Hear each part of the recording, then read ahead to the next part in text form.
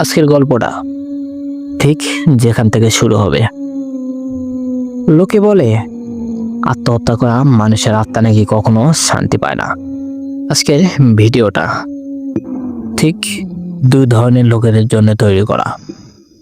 প্রথম, যারা বলে যে আত্মহত্যা করা মানুষের আত্মা কখনো শান্তি পায় না। দ্বিতীয়ত, যারা আত্মহত্যা করে তাদের আত্মা কোনো সময় মুক্তি পায় না। ঠিক এই দুই ধরনের লোকেদের জন্য আজকের এই ঘটনাটি। আপনারা কি প্রস্তুত? চলুন আমের কথা পায় না, চলুন সরাসরি মূল ঘটনায় চলে যাই। আসসালামু আলাইকুম, আপনারা সবাই কেমন আছেন? আশা করছি ভালো আছেন। আলহামদুলিল্লাহ, আমিও ভালো আছি। আমাকে তো আপনারা সবাই চেনেন, পরিচয় দেওয়ার তো আর কোনো মানেই হয় না। যাই হোক, তারপর আমার পরিচয়টা দেই। আমি সুমন আছি আপনার সঙ্গে ভূতের ইউটিউব চ্যানেলের পক্ষ থেকে। আমি বরাবরের মতো আবার চলে এলাম আপনাদের মাঝে নতুন আরো একটি গল্প নিয়ে। আজকে গল্পটা খুবই ভয়ানক হতে চলেছে, তাই গল্পটা কেউ মিস করবেন না, সবাই আমাদের সঙ্গেই থাকুন। আমাকে ঠিক যেভাবে ঘটনাটি পাঠিয়েছে আমি ঠিক ওইভাবে আপনাদের মাঝে প্রকাশ করার চেষ্টা করবো ইনশাল্লাহ। যাই হোক, আমি আর কথা পাই না, চলুন সরাসরি মূল ঘটনায় চলে যাই।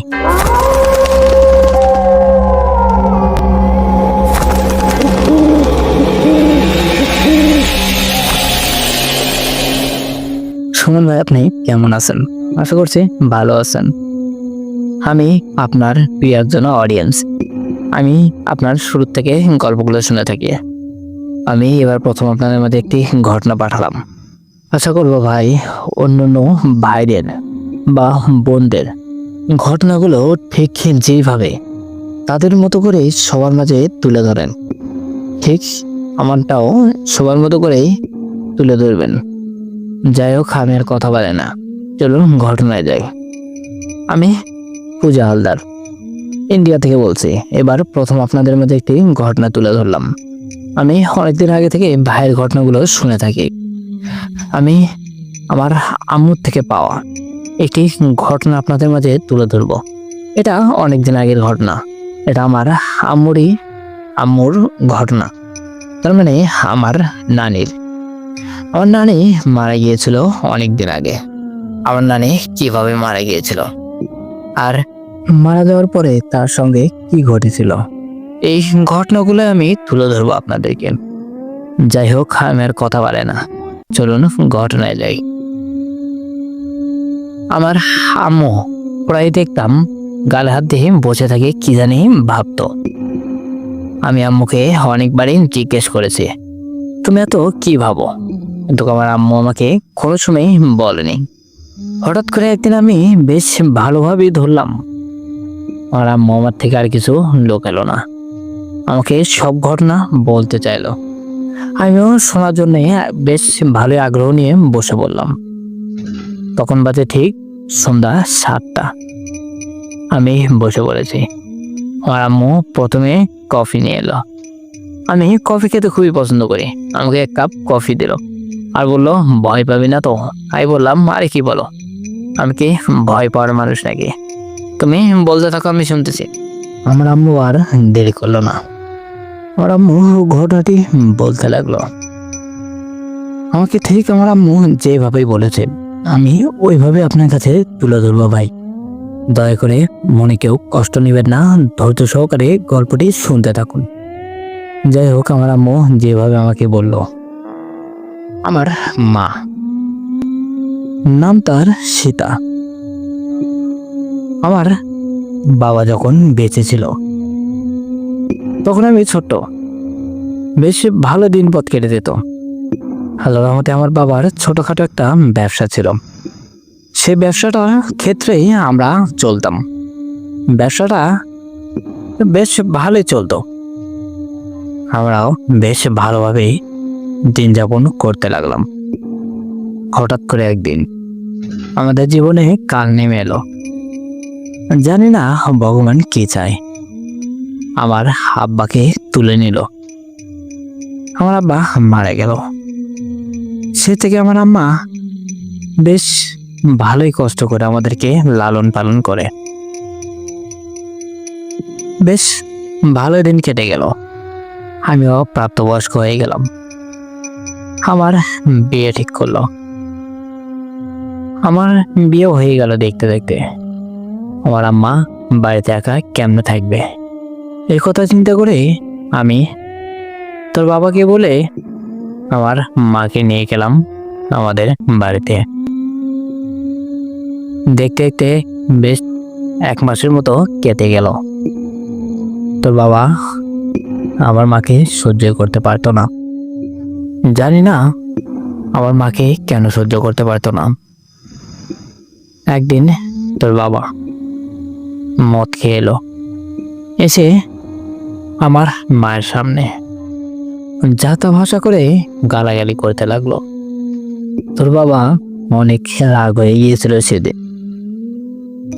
আমার মা সামনে এলো, এসে তোর বাবাকে বললো, কি হয়েছে তোমার? মদ খেয়েছে মাতলামি করতেছো কেন? যাও ঘরে যাও। আমাকে বলল, অরণ্যা তোর স্বামীকে নিয়ে যা, নিজের ঘরে শুয়ে দে, নাহলে আর মাথা পাগলা হয়ে যাবে। আর মদ ছাড়তে বল, নাহলে কিন্তু বেশি দিন বাঁচবে না। তোর বাবা আমার মার গালে একটা থাপ্পড় বসিয়ে দিল। আমার মার চোখ দিয়ে পানি পড়তে লাগলো। আমিও রাগ হয়ে গিয়েছিলাম তোর বাবার উপরে। তোর বাবা আমাকেও অনেক মারধর করলো। আমার মা যখন আগতে আসে তখন আবারও ধাক্কা মেরে ফেলে দেয় আমার মাকে। আমার মা এই অপমান সহ্য করতে না পেরে ঘরের ভিতরে যে গলায় ফাঁস দিয়ে মারা যায়। আমার মনে হয়েছিল সব থেকে বেশি কষ্ট আমি সেদিন পেয়েছিলাম, যেদিন আমার মা মারা গিয়েছিল, মানে তোর নানি। আমি সেদিন খুব কান্না করেছিলাম, কিন্তু কান্না করে বা কি করবো? মা তো চলে গিয়েছে ওই উপরে, আর কখনো আসবে না। তোর বাবা ঘরের ভিতরে যে শুয়ে পড়েছে। আমি আমার মাকে অনেক ডাকাডাকি করি, কিন্তু সে দরজা খোলে না। আমি কি করব বুঝতে পারি না। তোর বাবাকে ডাকি, তোর বাবা কোনো কথা বলে না। সে তো মাতাল, মদ খেয়ে পড়ে আছে। এদিকে আমার বাড়ি পিছনে যেই বাড়িটা ছিল, সে বাড়িতে একটি লোক থাকতো। সে অনেকদিন আগে মারা গিয়েছে। সে লোকটা এলো, এসে দরজাটা ভেঙে ভেতরে প্রবেশ করলাম আমরা। দেখি আমার মা দুনিয়া থেকে চলে গিয়েছে। সে গলায় ফাঁস দিয়ে আত্মহত্যা করেছে। আমার যেন খুবই খারাপ অবস্থা হয়ে গেল। আমি ওখানে জ্ঞান হারিয়ে ফেললাম। কিছুক্ষণ পরে আমার যখন জ্ঞান ফিরে, দেখি আমার মাকে নামিয়ে নিয়েছে, মাটিতে শুয়ে রেখেছে। আমি আমার মার গলা ধরে কান্না করতে লাগলাম। এদিকে তোর বাবা ঘুমিয়ে আছে, তার ঘুম ভাঙেনি, কারণ সে তো নিশার ঘরে আছে। দেখি চতুর্দিকে লোক দিয়ে ভরে গিয়েছে। মহল্লার সব মানুষ এসে জড়ো হয়েছে। সবাই হাই হাই করতে লাগলো। কি সর্বনাশ হলো! লোকটা আত্মহত্যা করলো কি কারণে? সে গলায় ফাঁস দিতে গেল কেন? আমি তো জানি কি কারণে, কাউকে কিছু বলতেও পারতেছি না। হাজারো হোক আমার স্বামী, স্বামীর নামে এইভাবে অপবাদ কিভাবে দিই? যত ভুলে করে থাকুক সে, তারপরে তো আমার স্বামী। আবার মনে হচ্ছে আমার মার যে জীবন চলে গেল, তার কি হবে? আমি কি করব? দোটানার ভিতরে পড়ে গিয়েছি। আমার মাথা কাজ করতেছে না। এদিকে মাকে শ্মশানেও নিয়ে যেতে হবে। একে তো আত্মহত্যা করেছে, এভাবে তো আর ফেলে রাখলে চলবে না, তাকে তো নিয়ে যেতে হবে। আমি গ্রামবাসীদেরকে বললাম, সবাই মিলে সিদ্ধান্ত নিল এখানেই তাকে রাখবে। পাশে শ্মশানে নিয়ে গেল। শ্মশানে নিয়ে গিয়ে চিতায় বসিয়ে পুড়িয়ে দিল আমার চোখের সামনে। আমার মার জীবনটা চলে গিয়েছে, আমি কিছুই করতে পারিনি। ঘটনাটা মূলত এখান থেকেই শুরু হলো। কিছুদিন পর আমি প্রায় ভুলতে বসেছি আমার মাকে। তোর বাবাও মদ খাওয়া ছেড়ে দিয়েছে। আমি মনে করেছিলাম হয়তোবা তোর নানি মানে আমার মা তোর বাবাকে মাফ করে দিয়েছে, কিন্তু আমার ভাবনাটা পুরোটাই ভুল। সে মাফ করতে পারেনি, তার আত্মাটাও মুক্তি পায়নি, তার অস্তিত্বটা বাঁচিয়ে দিয়েছে। তারপরেও তার সাথে তোর নানির আত্মাটা যায়নি। তার আত্মাটা এই বাড়িতেই ঘোরাফেরা করত। কিছুদিন পর আমি রাত্রে ঘুমাতে গেলাম।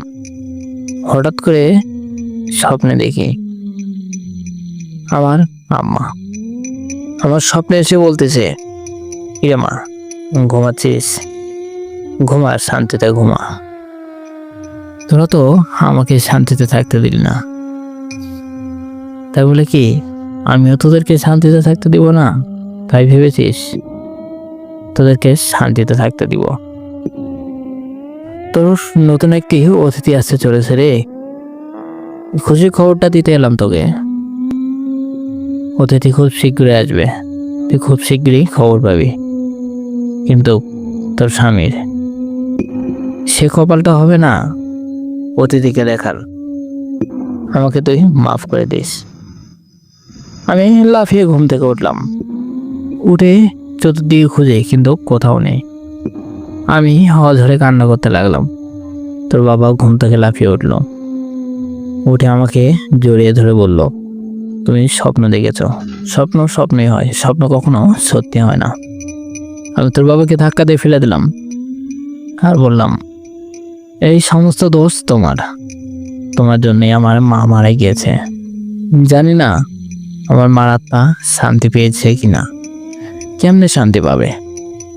তুমি তো আমার মাকে মেরে ফেলেছ। আমার মা কেমনে শান্তিতে থাকে?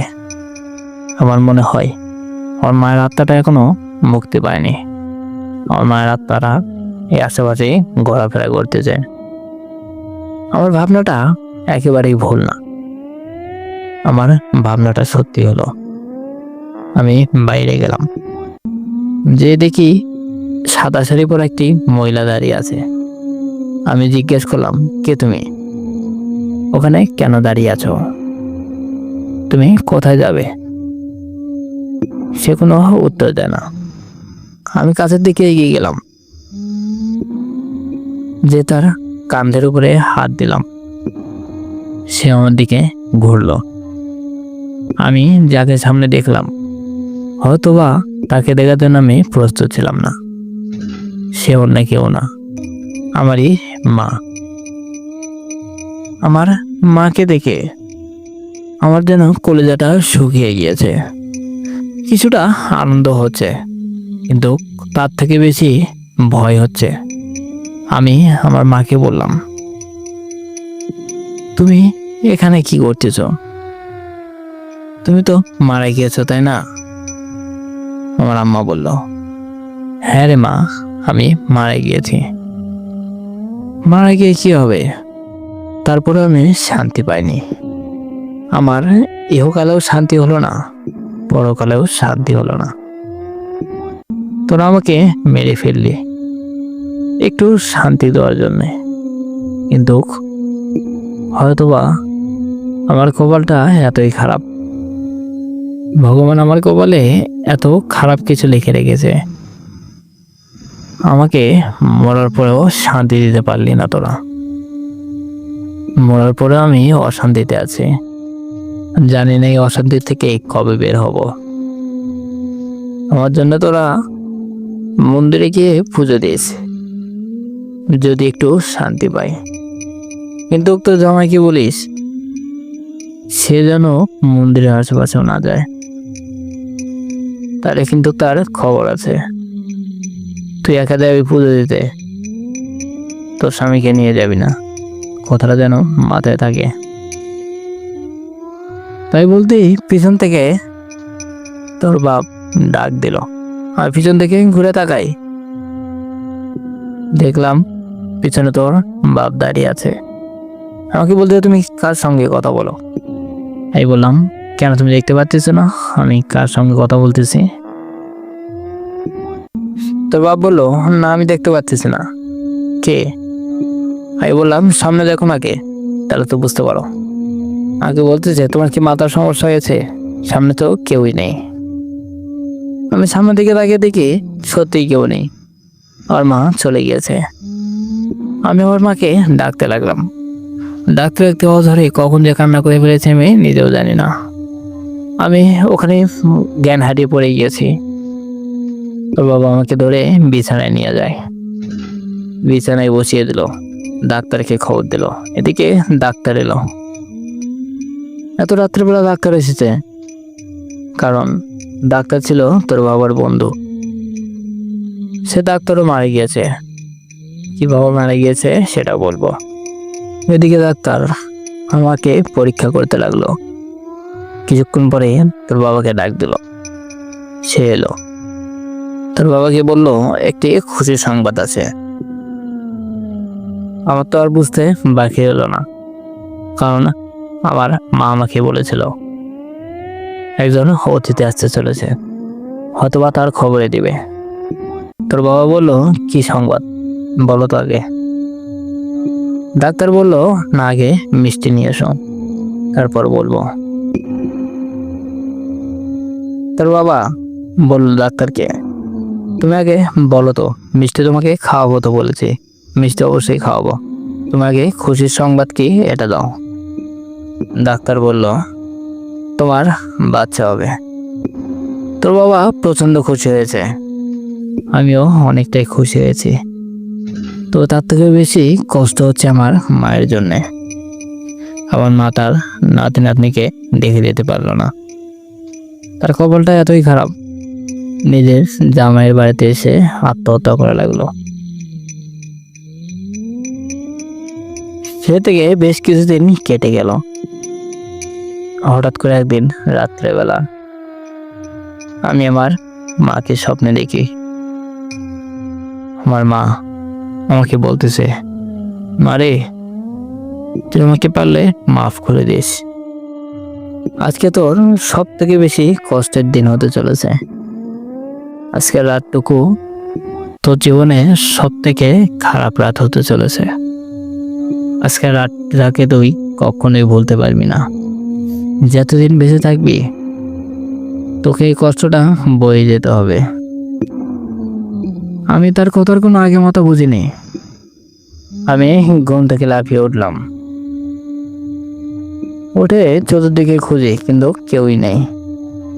পাশে দেখলাম তোর বাবাও নেই। আমার তো মনের ভিতর ভয় ঢুকে গেল।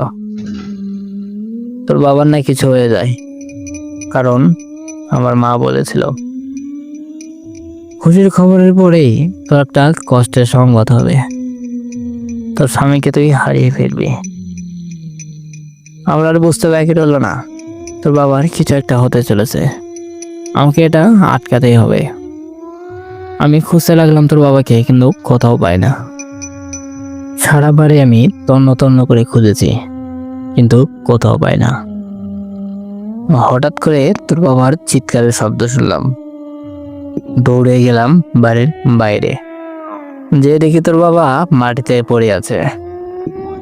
আমি ঘোরালাম, ঘুরে দেখি তার নিঃশ্বাস চলতেছে না। আমি আশেপাশে লোকজনকে ডাক দিলাম। মহল্লার সবাই বেরিয়ে এলো, এসে তোর বাবাকে ধরে হসপিটালে নিয়ে গেল। হসপিটালে নিয়ে গিয়েও শেষ রক্ষা হলো না, তোর বাবা হসপিটালে মারা যায়। আমার জীবনের সব থেকে বেশি কষ্ট আমি দুদিন পেয়েছি। একদিন তোর নানি মারা গিয়েছিল সেদিন, দ্বিতীয়ত তোর বাবা যেদিন মারা গিয়েছে। সব থেকে বেশি কষ্ট লেগেছিল এটা ভেবে তোর বাবা তার মেয়ের মুখটাও দেখতে পারলো না। তোর বাবাকে হসপিটাল থেকে নিয়ে এলাম, নিয়েছে তাকে শ্মশানে নিয়ে গিয়ে পুড়িয়ে ফেললো। আমার চোখের সামনে তোর বাবার লাশটা পুড়িয়ে ফেললো। চিতাতে দাউ দাউ করে জ্বলতেছে। আমি কান্নায় আর দাঁড়িয়ে থাকতে পারি না। একের পর এক জ্ঞান হারিয়ে ফেলতে লাগলাম। যতবারে ওঠায় ততবারে আমার জ্ঞান হারিয়ে ফেলি। আমার যেন দাঁড়ানোর মতো শক্তি নেই, শেষ পর্যন্ত কোনো উপায় না পেয়ে আমাকে বিছানায় ঘুমে ইঞ্জেকশন দিয়ে শুয়ে রাখলো ডাক্তার। ওটাই সে ডাক্তার, তোর বাবার বন্ধু। আমাকে ঘুমে ইঞ্জেকশন দিয়ে শুয়ে রেখেছে। ঠিক 8 ঘন্টা আমি ঘুমিয়েছিলাম। 8 ঘন্টা পর উঠে দেখি তোর বাবার কাছে নেই। আমার আবারও কান্নায় বুকটা ফেটে যেতে লাগলো। তোর মুখের দিকে তাকিয়ে আমি কিছু করতে পারিনি, কারণ আমার পেটে ছিলি তুই। আমি যদি বেশি কান্না করি তাহলে তোর ক্ষতি হতে পারে। এসব কিছু ভেবেই সবকিছু ভুলে যেতে লাগলাম। আমি ভুলে যেতে লাগলেও কোনো লাভ হয়নি। তোর নানি আমাকে ভুলে যেতে পারেনি। তার আত্মাটা এখনো মুক্তি পায়নি। তোর বাবার জীবনটা কেড়ে নিয়েও তার আত্মা মুক্তি পায়নি। আমি আর কি করব? আমার সেই মহল্লা থেকে আমি চলে এলাম, এসে এখানে বাড়ি করেছি, এখানেই থাকি। বেশ কিছু টাকা ছিল আমার কাছে, যেগুলো দিয়ে আমি ছোটখাটো একটা ব্যবসা দাঁড় করাই। আমি একটা মুদি দোকান দিই। দোকানটা বেশ ভালোই চলতো। এদিকে পেটে তুই বড় হতে লাগবে। আমার ডেলিভারির সময় ঘনিয়ে এলো। ডেলিভারিও হয়ে গেল। জন্ম নিল আমার জীবনের সব থেকে বড় পাওয়া। নামটা রাখলাম পূজা। সেই পূজা তুই আমার জীবনের সব থেকে বড় চাওয়া, যার জন্যে এত কিছু। হয়তোবা তুই আমার পেটে না থাকলে সেদিন তোর বাবার সঙ্গে আমাকেও চিতাতে পুড়ে ফেলতো। আমিও সেদিন মারা যেতাম। আমিও আমার জীবনটা রাখতাম না। আবার এটাও হতে পারে, হয়তোবা তোর কারণেই তোর নানি আমাকে মারেনি, নাইলে আমাকে মেরে ফেলতো। এসব কিছু ভাবতেছি, নানান চিন্তা ভাবনা মাথার ভিতরে ঘুরপাক খাচ্ছে। তোর মুখটা কেউই দেখে যেতে পারলো না। আমি আর কি করব? বেশ কিছুদিন দোকান বন্ধ ছিল, প্রায় 4 থেকে 5 মাস। যখন তোর বয়স হয়ে গেল তখন তোকে নিয়ে আমি দোকান করতে লাগলাম আবারও। মোটামুটি ভালো দিন পথ কাটলো। দেখতে তো তুই কিছুটা বড় হয়ে গেলি। তো যখন 2 বছর বয়স, তখন হঠাৎ করে একদিন স্বপ্নে দেখি আমার মা আমাকে বলতেছে, কে মা, আমাকে ভুলে গিয়েছিস? তোরা তো মেয়ে, খুব সহজে মাকে ভুলে যেতে পারিস। আমি তো মা, আমি কেমন তোদেরকে ভুলে থাকি? তুইও তো মা হয়েছিস, তুইও বুঝতে পারবি। একদিন বুঝবি, তোর মেয়ে যখন বিয়ে হবে তখন বুঝতে পারবি মেয়ে কি জিনিস। মেয়ে কত কষ্ট করে মেয়েকে লালন পালন করে। যখন অন্যের হাতে তুলে দেই, তার স্বামী যখন তার শাশুড়িকে দেখতে পারে না, তখন তার শাশুড়ির কেমন লাগে। কিন্তু তোর কপালটা সত্যি ভালো। শুরুতে একটু কষ্ট করে গিয়েছিস, কিন্তু তোর মেয়ের কপালে সত্যি সুখ লেখা আছে। তোর কপালে সুখ লেখা আছে। তোর জামাই তোকে মাথায় তুলে রাখবে। অন্তত এটুকু আশা করতে পারিস, আমার জামাইয়ের মতো হবে না তোর জামাই। তাই বলে আমার আম্মা চলে গেল, হাওয়াতে মিলিয়ে গেল। আমিও ঘুম থেকে লাফিয়ে উঠলাম, দেখি কেউই নেই। আমার আবার চোখে পানি, অধরে কান্না করতে লাগলাম। সারা রাত আমার এইভাবেই কেটে গেল। পরদিন সকালবেলা আমি দোকানে চলে গেলাম তোকে নিয়ে। 2 থেকে 3 মাস আরো কেটে গেল। হঠাৎ করে কোথা থেকে জানি আমার ঠিকানা জোগাড় করে আমার কাছে এসেছিল সেই ডাক্তার, তোর বাবার বন্ধু। ডাক্তার আমার কাছে এলো, আমাকে বলল, বৌদি তুমি কেমন আছো? আমি বললাম ভালো আছি, আপনি কেমন আছেন? সে বলল ভালো আছে। আমি ডাক্তারকে বললাম, আপনি এখানে কিভাবে এলেন? ডাক্তার বলল, আমি এই পাশে হসপিটালে একটু জরুরি কাজে এসেছিলাম, এখান থেকে ফিরে যেতে দেখলাম দোকানে তুমি বসে আছো, তাই তোমার সঙ্গে দেখা করতে এলাম। এই বললাম ভালো করেছেন, কিন্তু আমার মনে হচ্ছে ডাক্তার সাহেবের মনে কিছু একটা চলতেছে। আমার সন্দেহ হচ্ছে ডাক্তার সাহেবকে খারাপ কিছু করতে চলেছে, কি জানি, কিছু তো বুঝতে পারতেছি না। আমি ডাক্তার সাহেবকে বললাম, আপনি একটু বসুন, আমি চা বানিয়ে নিয়ে আসি। এদিকে তোকে খেলতে দিয়েছি, তোর রুমে খেলতেছিস। আমি চা বানাতে চলে গেলাম, রান্নাঘরে যে চা বসিয়ে দিয়েছি। এদিকে কখন যে পিছন পিছন ডাক্তার সাহেব এসেছে আমি নিজেও জানি না। এসে আমাকে পিছন থেকে জড়িয়ে ধরেছে। আমি ওখানে চিৎকার করতে লাগলাম।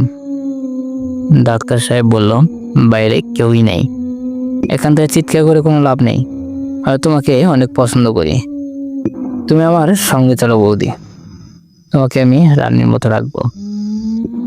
আমি বললাম, শয়তান এখান থেকে চলে যা, নাহলে কিন্তু তোকে খুন করে ফেলবো। ডাক্তার সাহেব আমার সঙ্গে আরো জোরাজোরি করতে লাগলো। এর ভিতরেই হঠাৎ করে কে জানি ডাক্তার সাহেবের মাথায় বাড়ি দিল। ডাক্তার সাহেব ওখানে মাটিতে লুটিয়ে পড়ল। দেখলাম তার মাথাতে রক্ত পড়তেছে। আমি তো অবাক হয়ে গিয়েছি, কে মাথায় বাড়ি দিল, এটা কেমনে সম্ভব? এর ভিতরেই পিছন দিকে ঘুরে তাকিয়ে দেখি তোর নানি, আমার মা, আমাকে বাঁচানোর জন্য এখনো এখানে আছে। আমার সঙ্গে সঙ্গে ঘুরে বেড়াচ্ছে আমার মা। আমার মা আমাকে বাঁচিয়ে দিল, কিন্তু লাশটাকে কি করব? একে তো কিছু একটা করতে হবে। লাশটাকে আমরা বাগানে পুঁতে ফেললাম। আমরা বলতে আমি একাই, আর কেউ না। বাগানে পুঁতে ফেলেছি। দেখতে দেখতে বেশ কিছুদিন আরো কেটে গেল। তারপর থেকে শুরু হলো অত্যাচার। কি জানি আমার মা সবাইকে দেখা দিতে লাগলো, সবারই চোখের সামনে পড়ে আমার মা, আর আমার স্বপ্নে পড়াই আছে। আমাকে বলে, মারে আমি খুব কষ্টে আছি রে মা, আমাকে পারলে মাফ করে দিস, আমি খুবই কষ্টে আছি, আমি এখন আর ভালো নেই, তুই যদি পারিস তাহলে আমার নামে একটু পূজা দিয়ে আসিস, তাতে যদি আমার আত্মাটা একটু শান্তি পায়, আমার আত্মাটা মুক্তি পায়। আমি খুবই কষ্টে আছি রে মা, আমি খুবই কষ্টে আছি। পড়াই আমাকে আমার মা স্বপ্নে এসে আমাকে এসব কথা বলতো। আমার কলিজাটা যেন ফেটে যেত এসব কথা শুনে। আমার মা আমার জন্য সারা জীবন কষ্ট করে গিয়েছে, আমি তার জন্য এতটুকু কিছু করতে পারতেছি না, কারণ সে আর এই জগতে নাই, সে চলে গিয়েছে অন্য জগতে। আমি আর দেরি করে না চলে গেলাম মন্দিরে। মন্দিরে যেয়ে পুজো দিয়ে এলাম, হয়তোবা আবার আমার আত্মাটা এবার মুক্তি পাবে। কিন্তু আমার ভাবনাটা পুরোটাই ভুল। আমার মায়ের আত্মাটা মুক্তি পেল না, আবারও আমার স্বপ্নে এলো। এবার আমাকে বলতেছে, কিরে মা, মন খারাপ করে আছিস? কি করব বল, আমার আত্মাটা যে মুক্তি পাচ্ছে না। আমি আর কি করব, তোকে আমি কেমন করে মুক্তি দেই? আমি তো মুক্তি পাচ্ছি না। আমি যদি মুক্তি পাইতাম তাহলে তুইও মুক্তি পেয়ে যেতি, তোকে আর জ্বালাতাম না। আমি তো মুক্তি পাইনি, তাই তোর কাছে আসি। তুই তো আমার একমাত্র সম্বল, আর কার কাছে যাব আমি? আমি তো শুধু তোর কাছে আসি, আর তো কার কাছে যাই না। আমার দ্বারা তুই কষ্ট পাস না রে মা, আমি তোকে খুব তাড়াতাড়ি মুক্তি দিব। আমি লাফিয়ে ঘুম থেকে উঠলাম। উঠে আমার চোখ দিয়ে যেন পানি ঝরঝর করে পড়তে লাগলো। আমার বুকটা ফেটে কান্না বেরিয়ে এলো। আমি কান্না করতেছি আর ভাবতেছি আমার মাটাও পৃথিবী ছেড়ে চলে গেল, সঙ্গে আমাকেও বিধবা করে দিয়ে থেকে গেল। এসব নানান কথা আমার মনে পড়ে যাচ্ছে, আর আমার চোখের পানি ধরে রাখতে পারতেছি না। চোখের পানি স্রোতের মতো ভেসে যাচ্ছে, পুরো বালিশটা ভেসে গিয়েছে আমার চোখের পানিতে, পুরো বালিশ ভিজে গিয়েছে। দেখতে দেখতে সকাল হয়ে গেল। আমি মন্দিরে গেলাম, যে আমার মায়ের নামে পুজো দিলাম। আমি আমার মাকে অনেক মিস করি, বিশেষ করে আমার জন্য যখন আমার মা ছুটে আসে তখন আমার বেশি কষ্ট লাগে। আমার কোনো ক্ষতি হতে দেয় না, কিন্তু আমি তো একজন সন্তান, আমি তো আমার মাকে অবস্থায় দেখতে পারি না। আবার স্বামীর যে ক্ষতি হয়ে গিয়েছে এটাও তো বলতে পারি না। এইদিকে আমার মাকে মুক্তি দেওয়ার অনেক চেষ্টা করেছি, কিন্তু আমি পেরে উঠিনি। আমি আমার মাকে মুক্তি দিতে পারিনি। বুক ভরা কষ্ট নিয়ে সারা রাত কান্না করেছি। কি আর করব, কান্না করা ছাড়া তো আমার আর কোনো উপায় নেই। আমি তেমন কাউকে পাইতেছি না যে আমাকে সাহায্য করতে পারে। আমি কি করব কিছুই বুঝে আসে না। এসব কিছু ভাবতে ভাবতে আবার একদিন আমি স্বপ্নে দেখি আমার মা।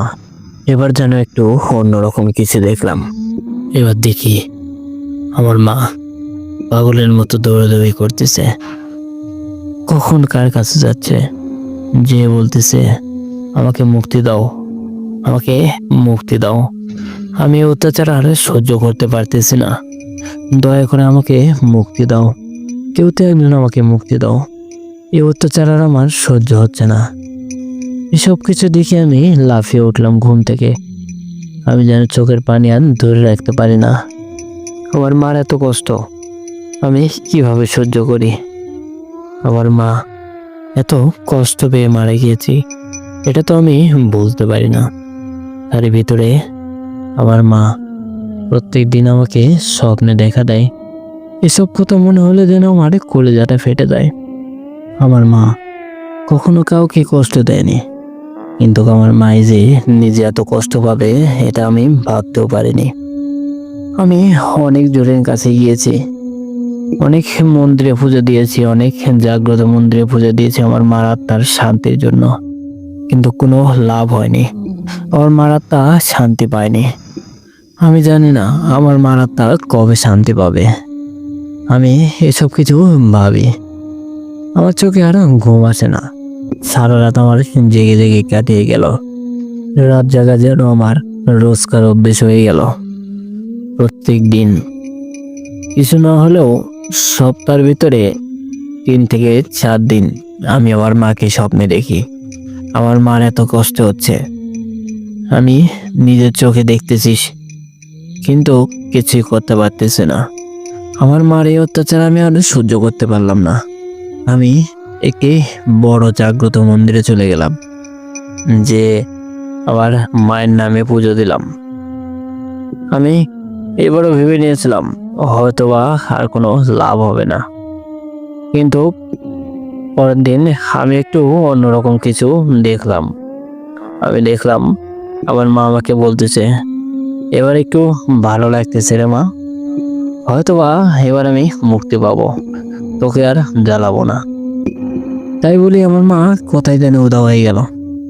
আমি চতুর্দিকে খুঁজি কিন্তু কোথাও পাই না। আমি ঘুম থেকে লাফিয়ে উঠলাম, উঠে দেখি আমার মা সামনে দাঁড়িয়ে আছে।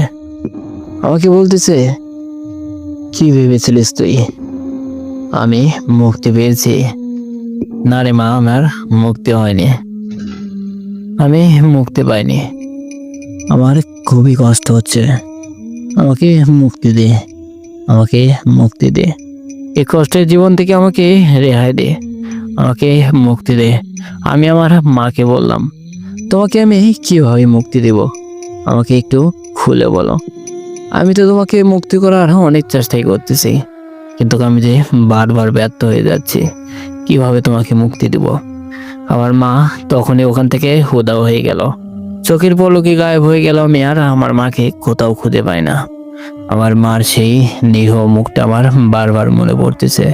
আমার মা কত কষ্ট না পেয়ে আমাকে বলতেছে আমাকে মুক্তি দে। আমার মা এত কষ্ট করেছে সারা জীবন, আমাদের জন্য কতই কষ্ট করেছে। মরার পরেও তার শান্তি হয়নি। মরার পরেও আমাদের জন্য সে কষ্ট করে যাচ্ছে। আমি জানি না কি দোষ করেছিল আমার মা, কি এমন ভুল ছিল আমার মায়ের, তার কারণে তার আত্মাটা এখনো মুক্তি পায়নি। এইদিকে আমি তো একা, পুরো বাড়িতে আমি একা থেকে, আমার সঙ্গে আর কেউই নেই। তুই তো ছোট, তোকে নিয়ে আমার অনেক স্বপ্ন। তোকে নিয়ে আমি বেঁচে আছি, হয়তো বা তুই আছিস দেখে নিয়ে আমি বেঁচে ছিলাম, নয়তো আমিও কবে জানি আমার মার মতো চলে যেতাম, আমি নিজেও জানি না।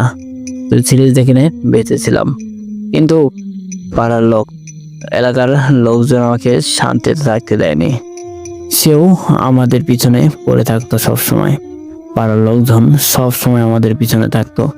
বিশেষ করে আমারই পাশের বাসার এক ভাই ছিল, সে রোজই এসে আমার কাছে তোর খোঁজ খবর নিয়ে যেত। আমি মনে করেছিলাম সে অনেক ভালো, তাকে আমি বড় ভাইয়ের মতো দেখতাম। কিন্তু তার মনের ভিতরে যে এত খারাপ কিছু চলাফেরা করতেছিল, আমি এটা বুঝতে পারিনি। সেদিন রাত্রে আমি আবার আমার মাকে স্বপ্নে দেখলাম। আমাকে বলল, এলাকার লোকজনের কাছ থেকে একটু সাবধানে থাকিস রে মা, তার দ্বারা তোর কোনো ক্ষতি হতে পারে। আমি চাই না তোদের কোনো ক্ষতি হোক। তাই বলতেই আমি লাফিয়ে উঠলাম ঘুম থেকে। উঠে দেখি কেউই নেই। আমার আবারও চোখে যেন কান্না ভেসে এলো। আমার মার মুখটা বারবার মনে পড়তেছে। সে রাতটা আমার ঘুম হলো না। আমি কাকে বলবো এই কথা, কে বা বিশ্বাস করবে? এই জগতে আমি আর তুই ছাড়া আর কেউই নেই আমাদের। আমি তোর জন্য বেঁচে আছি। আমি জানি না মা এটা কেন বললো, এলাকার লোকজনের কাছ থেকে সাবধানে থাকিস। আমি তো বুঝতে পারতেছি কোনো না কোনো বিপদ হতে চলেছে। এই ভিতরেই সকাল হয়ে গেল। আমি তোকে তুললাম, তুলে গোসল করিয়ে দিলাম, দিয়ে রান্না বসিয়ে দিলাম খাবার খাওয়ার জন্য। রান্না করে খাবার খেয়ে নিলাম। এদিকে দেখতে একটু প্রায় 11টা বেজে গেল। তখন বাজে প্রায় 10:30 থেকে 11টার মতো। হঠাৎ দরজায় কেউ একজন টোকা দিল। আমি যে দরজাটা খুলে দিলাম, দেখি সে ভাই। উনি তার নামটি বলেছিল, কিন্তু সুমন ভাই আমি নামটি তার এখানে প্রকাশ করলাম না, দয়া করে কিছু মনে করবেন না। যাই হোক, আমি আবারও গল্পে চলে যাই। এসে প্রথমে জিজ্ঞেস করলো, কে পার বৌদি, কেমন আছেন? আমি বললাম, আছি ভালো, আপনি কেমন আছেন? বললো, ভালো আছে। তারপরে জিজ্ঞেস করলো, পূজা কেমন আছে? আমি বললাম, আছে, ভালো আছে, আসুন ভেতরে আসুন। সে ভেতরে এলো। আমি দরজাটা লাগিয়ে দিলাম, দিয়ে ভেতরে প্রবেশ করলাম। ভেতরে তাকে বসতে দিলাম, দিয়ে আমি চলে গেলাম রান্না করে। একটু চা বিস্কুটের ব্যবস্থা করি, যে চা বিস্কুট নিয়ে এলাম।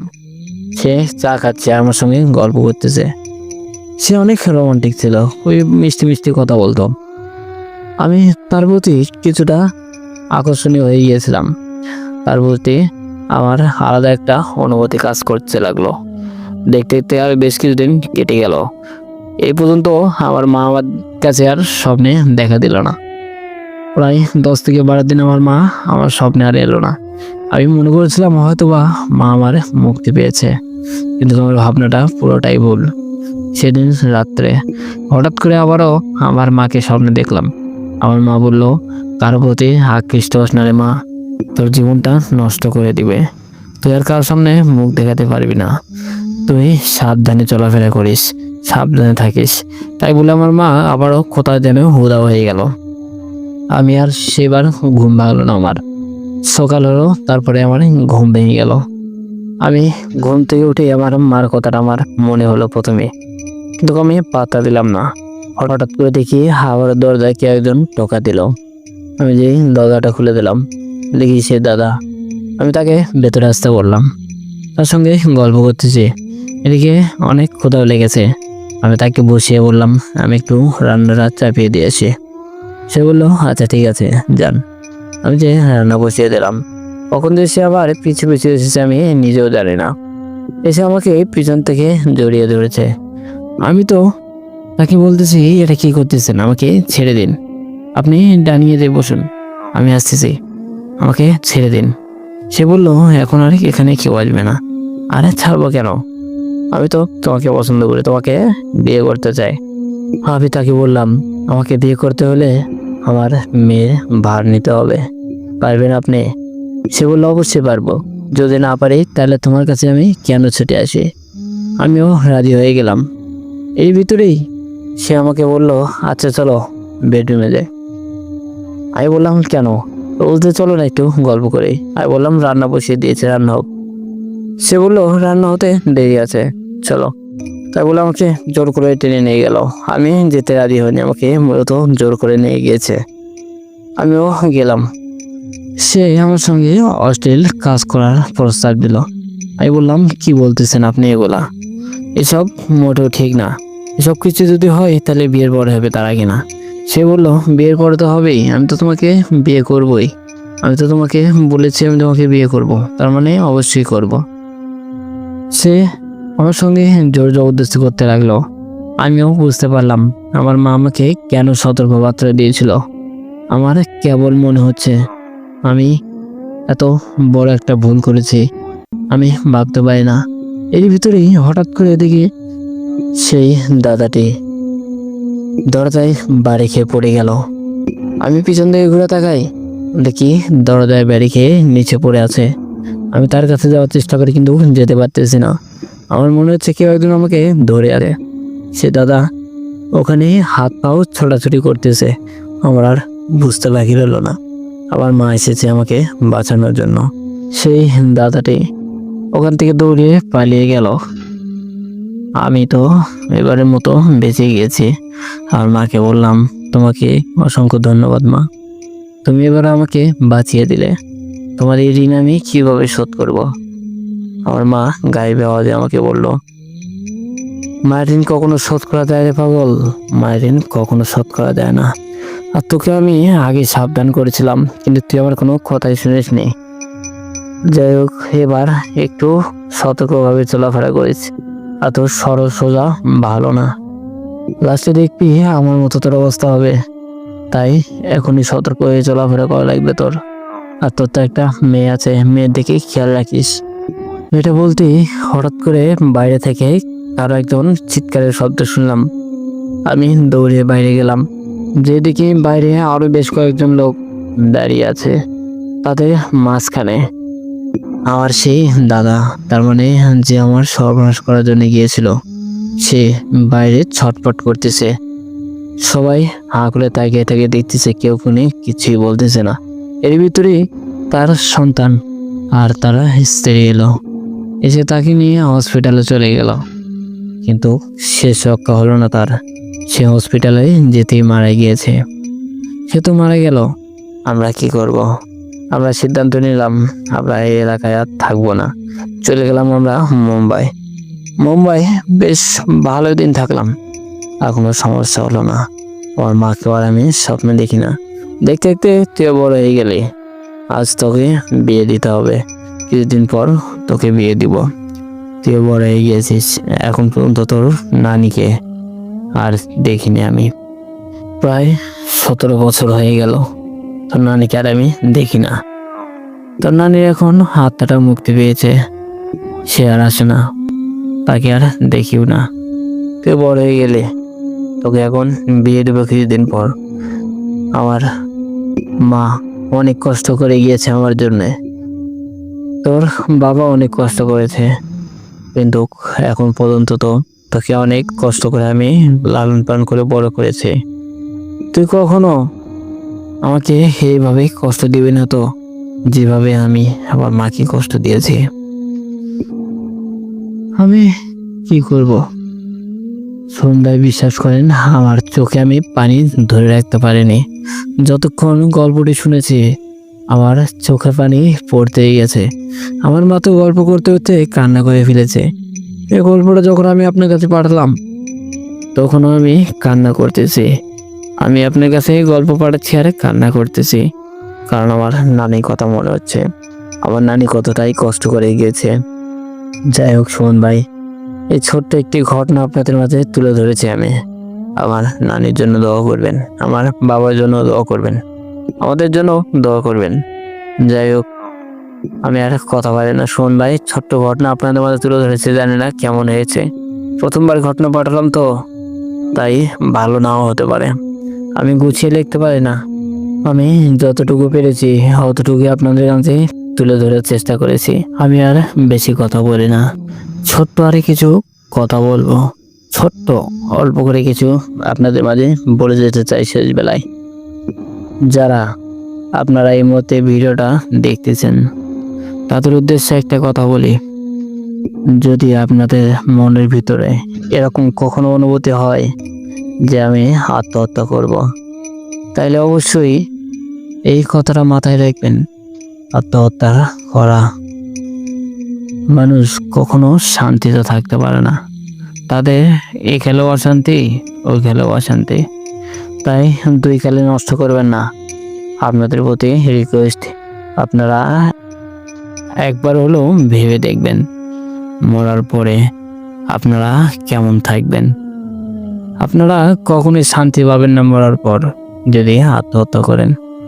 যাই হোক সুমন ভাই, আমি আর কথা বলে না। আমার এই ঘটনাটি আপনার কেমন লাগলো সুমন ভাই, আপনি আমাকে পার্সোনালি জানিয়ে দিবেন। যাই হোক, আমি আর কথা বলছি না।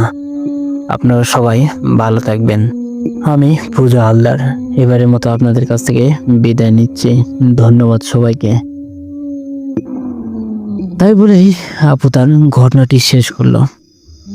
ঘটনাটি আমার অসম্ভব ভালো লেগেছে। সত্যি এরকম মা পাওয়া ভাগ্যের ব্যাপার, যে নিজে কষ্টের থেকেও নিজের সন্তানকে আগলে রাখার চেষ্টা করেছে। একের পর এক বিপদ থেকে উদ্ধার করে গিয়েছে। সে মারা গিয়েছে, তার আত্মাটা মুক্তি পায়নি। তারপরেও সে একের পর এক বিপদ থেকে তার সন্তানকে উদ্ধার করেছে। এরকম মা কজন পায়? এরকম মা পাওয়া ভাগ্যের ব্যাপার। মা মা ডাকটা এমন একটা মধুর ডাক, যে ডাকটা শুনলেই কলিজাটা ভরে যায়। মা একটি মায়াবী ডাক, মা একটি মহব্বতের ডাক। মা যখনই তোমার কথা মনে হয় তখনই কলিজাটা যেন ফেটে যায়। কি দোষ করেছি আমি, তাই আজ আমি এই জায়গায় তোমাদের সবাইকে ছেড়ে? কে কোথায় পড়ে আছে? কেউ বা বিদেশে, অনেকে প্রবাসী ভাইরা আছে যারা মাকে এক নজর দেখার জন্য ছটপট ছটপট করে, কিন্তু মাকে দেখতে পারে না। তাদের উদ্দেশ্যে একটি কথা বলতে চাই, ভাই মাকে কখনো কষ্ট দিবেন না। আপনারা প্রবাসে থাকেন, অবশ্যই খোঁজ খবর নেবেন আপনার মা কেমন আছে।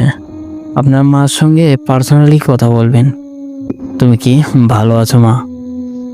দেখবেন অবশ্যই সে বলবে আমি ভালো আছি বাবা, তোকে ছাড়াও আমি ভালো আছি, কিন্তু মনটা যে পড়ে থাকে সবসময় তোর কাছে।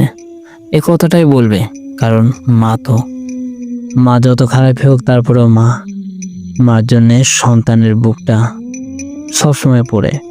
সন্তানের জন্যেও মার বুকটা সবসময় পড়ে।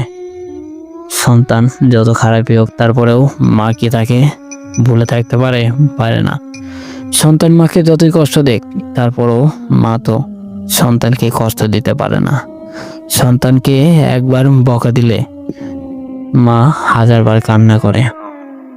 সন্তান যদি কথা না শুনে, মা যদি তাকে বকা দেয়, কিছুক্ষণ পরে দেখবেন মা আপনাকে বুকে টেনে নেবে। সেই মাকে যারা হারিয়েছেন তাদের উদ্দেশ্যে কিছু বলি। মাকে আপনারা হারিয়েছেন, অন্তত সপ্তাহে একদিন মার কবরের কাছে যাবেন, যে অবশ্যই কবরটা জিয়ারত করে আসবেন। মা কত কষ্ট করে আপনাদেরকে আমাকে মানুষ করেছে, আপনাকে আমাকে লালন পালন করেছে, সেই মাকে আমরা কষ্ট দেই। কত বড় দুর্ভাগ্য আমাদের, আমরা মাকে কষ্ট দেই। যাই হোক ভাইরা, আমি আর কথা বলে না। আপনাদেরকে একটি কথা বলতে চাই, মাকে কখনো কষ্ট দিবেন না। তোমাকে জন্ম দিতে গিয়ে তোমার মা কতটাই কষ্ট পেয়েছে, সেটা কি তুমি একবারও ভেবে দেখেছো? অবশ্যই ভেবে দেখোনি। তোমার মা যে তোমাকে জন্ম দিতে গিয়ে কত কষ্ট পেয়েছে, তোমার বাবা, তোমার সকলে কত ছোটাছুটি দৌড়াদৌড়ি করেছে, সেটা তুমি যখন বাবা হবে তখন বুঝতে পারবে যে বাবা মারা কতটা কষ্ট করে তার সন্তানের জন্য। যাই হোক, আমি আর কথাটা বাড়াচ্ছি না, আমি আর গল্পটি বড় করতে চাই না। যে ঘটনাটি আমার কাছে পাঠিয়েছে, আপুকে অসংখ্য ধন্যবাদ এত সুন্দর একটি ঘটনা আমাদের মাঝে তুলে ধরার জন্য। যাই হোক আপু, আপনি অনেক কষ্ট করে এত বড় একটি ঘটনা পাঠিয়েছেন। আমি আর আপনাকে কষ্ট দিব না, আমি অবশ্যই আপনাকে পজিটিভ রিভিউটা দিব। আপনার দেওয়া ঘটনাটি সত্যি অসম্ভব সুন্দর, আমার অসম্ভব ভালো লেগেছে। আশা করবো দর্শকদেরও ভালো লাগবে। যাই হোক দর্শকবিন্দু, আপনাদের ঘটনাটি কেমন লাগলো অবশ্যই কমেন্টে জানাবেন। আর একটি কথা, যদি আপনাদের কাছে এরকম কোনো ঘটনা থেকে থাকে তাহলে অবশ্যই আমাদের কাছে পাঠিয়ে দিবেন। আমাদের ইমেল বা হোয়াটসঅ্যাপে আপনার সঙ্গে ঘটে যাওয়া ঘটনাটি পাঠিয়ে দিতে পারেন। আমাদের ইমেল অ্যাড্রেস bhutebai00@gmail.com। আমাদের হোয়াটসঅ্যাপ নাম্বার 01962135608। আপনার সঙ্গে ঘটে যাওয়া ঘটনাটি আমাদের কাছে খুব শীঘ্রই পাঠিয়ে দিন। আমরা আপনার সঙ্গে ঘটে যাওয়া ঘটনাটি সবার মাঝে ছড়িয়ে দেওয়ার চেষ্টা করবো ইনশাল্লাহ। যাই হোক, আমি আর কথা বলাচ্ছি না, বরাবরের মতো একটি কথাই বলতে চাই। আপনারা সবাই ভালো থাকুন, সুস্থ থাকুন, আল্লাহ হাফেজ। কে কে তুমি? চিনতে পারছো না আমাকে? কে আমি?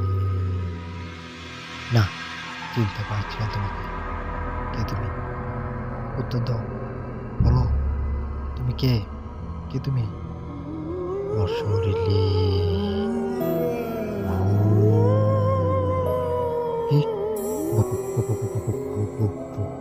ভূত তুমি? ভূত?